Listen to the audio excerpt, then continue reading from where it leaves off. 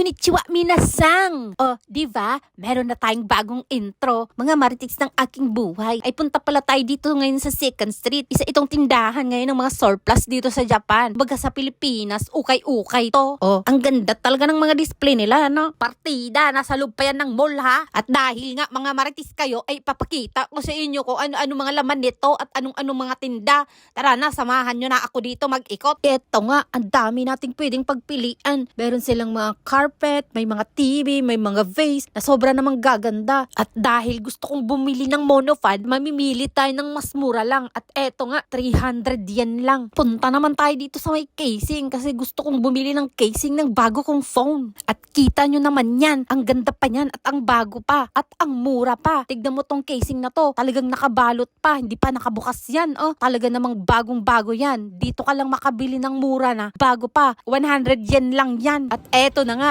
nakita ko na nga yung casing na para sa phone ko. Take note, 200 yen lang yan. Ang social naman ng casing na to. Pag napagod ka maglaro sa cellphone mo, pwede kang maglaro dito sa casing. Mag-break game ka naman. Tignan nyo din tong mga phone nila man. Second hand lang din yan, pero kagaganda pa yan. Android, smartphone, and iPhone yan. Sa mga marites ko dyan. Ang gusto magpabili ay mag-comment down below kayo. At syempre, bayaran nyo ko ay. At may mga camera din sila na pwede yung gamitin sa pagbablog nyo dyan. Tara, ikutin pa natin nang makapili tayo ng bibilhin ko. At may nakita nga ako, bibilhin ko to para sirain ko uli ang dingding ng bahay ko.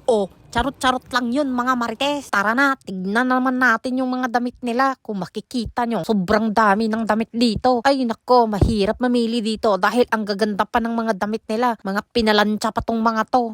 Tignan nyo pa to. Mayroon din silang mga tinda ng mga pangbagong silang. Eto na, pipili na ako ng mga damit ko para sa aking bunso. Yung mumurahin lang. Kung akala nyo, kayo lang nagsusuot ng ukay, kami din, no? At dito naman tayo sa mga pantalon. Tignan nyo, 50% pa yan, pero di ko yan bibilin. Titingin-tingin lang ako kasi hindi ko naman kailangan. Grabe, super ganda ang pagka-display nila. Talo pa ang department store dito. At syempre, may mga sandal din sila at mga sapatos. Meron din silang mga coat. At tignan mo ang presyo nito. Diba? Pang mayaman, 12,000 yen yan. Meron din silang mga refrigerator. Eto pa nga, sobrang ganda. Meron din silang mga authentic na bag, mga coach, ganyan. Medyo mamahalin. Pag dito ka naman bibili, walang class A, walang class B. Dito, puro mga original yan. Kahit mga luma na yan, binibenta pa rin nila yan. Tignan mo ito, 1,900 yan. Mga may gasgas na din. Pero dahil sa original yan at authentic yung mga yan, sobrang binibenta pa nila. Titibay naman kasi ng mga gamit ng Japan dahil bawal dito ang fake. Punta naman tayo dito sa sapatusan ng mga lalaki. Dami-daming mga magaganda talaga. May mga Nike Air Jordan,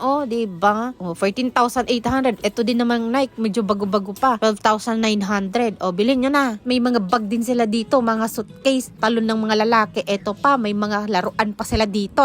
Ay bibilhan ko nga din ng laruan si Yuji bago ako umuwi para hindi naman umiyak. Ayan, at mahilig siya sa train. Bilhan uli natin siya ng ganto. At sobra naman nga dami mong pagpipilian ng mga laruan dito ng mga bata dahil wala tayong pera at wala tayong oras para nang umuwi at magbayad.